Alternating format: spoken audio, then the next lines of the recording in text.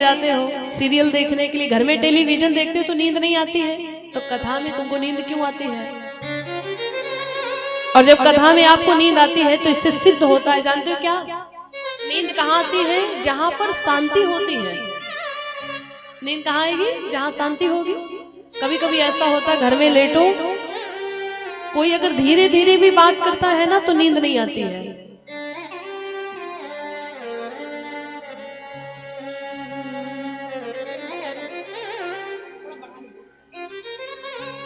आप जानते हो यदि कोई धीरे धीरे भी बातें कर रहा है तो कहते हो भैया मुंह बंद कर लो, क्यों? नींद नहीं आ रही, उलझन सी लगी रहती है। वो बातें भी करना बंद कर दे। कोई फोन में कुछ देख रहा है वो भी बंद करवा देते हो। अकेले रूम में लेट जाते हो लेकिन तुमको नींद नहीं आती है।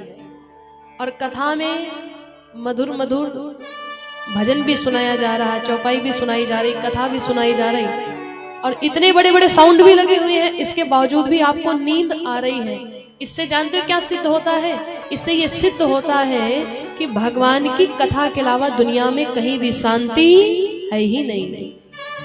क्योंकि नींद भी वहीं पे आती है जहां पर शांति होती है। बोली श्री रामचंद्र भगवान की, अवध बिहारी सरकार की। अब शिव जी मन में विचार करते हैं कि जिनकी कथा सुनकर के आए हैं,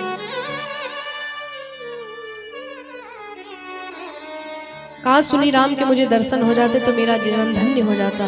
और भगवान श्री राम की लीला यहाँ तक पहुंची थी, जब जानकी मैया का हरण हो गया तो भगवान सबसे पूछते हुए जा रहे हैं। हो सकता है जब हम परीक्षा लेने की बात करें तो ये हमसे निवेदन करें, नहीं नहीं ये इसकी आवश्यकता नहीं है, आपने कहा तो हम मानते कि भगवान है। परंतु सती माता परीक्षा लेने की बात को सुनकर के माता सती खड़ी हो गई परीक्षा लेने के लिए।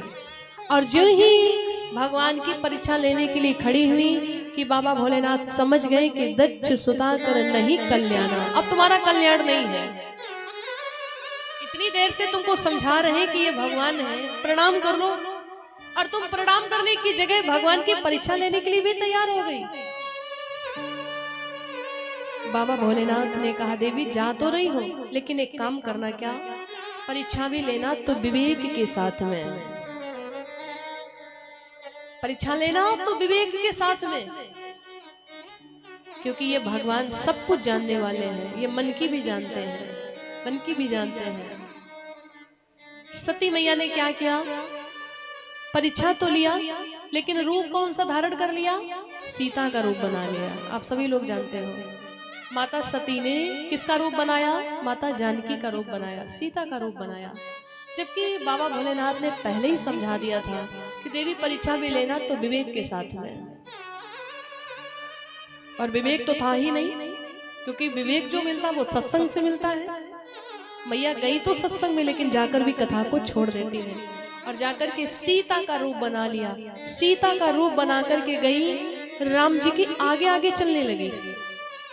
इधर राम जी लक्ष्मण जी जानकी मैया की खोज करते हुए जा रहे हैं। और जरा ध्यान दीजिए, सती मैया ने माता जानकी का रूप धारण किया। किसका रूप? सीता का रूप बनाया। और सीता का रूप बनाने के बाद में राम जी के आगे से निकल गई। यहाँ पर दो प्रमाण है।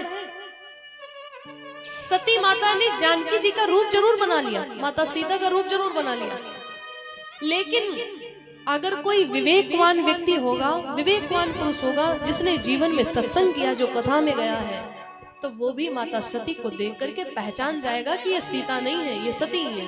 क्यों? क्योंकि सभी जानते हैं, हमेशा हम लोगों ने देखा है कि राम जी आगे चलते हैं और जानकी मैया राम के पीछे पीछे चलती हैं। पत्नी जो होती है वो पति के पीछे पीछे ही चलती है।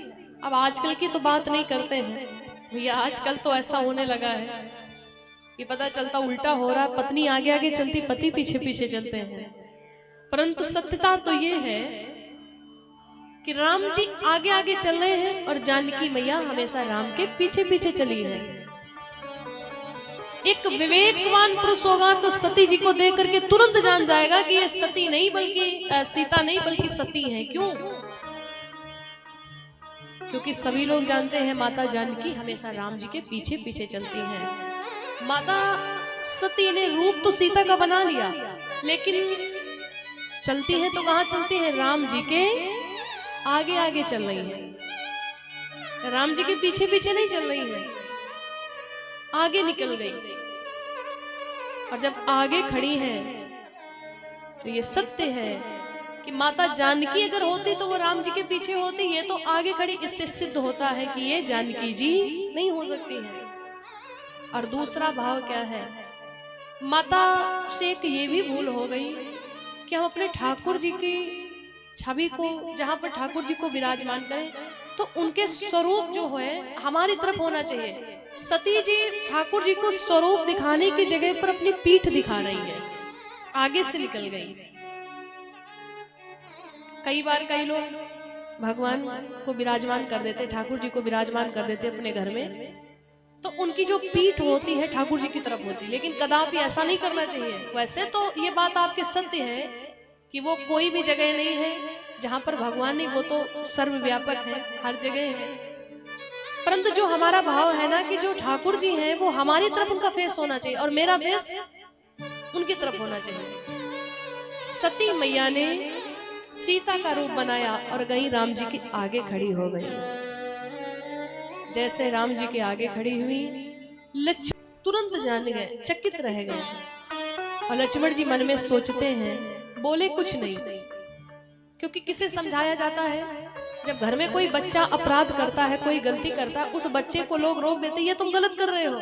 लेकिन कोई अपना बड़ा ही होकर के कुछ गलत करने लग जाए तो लोग शांत हो जाते हैं, क्योंकि उसे पता है जब ये बड़े हो चुके हैं, ये तो हमारी माँ जी, ये तो पिताजी, और माँ जी पिताजी होकर ऐसी गलती कर रहे हैं, हम इनको क्या समझाएं? वो चकित ही हो सकता है।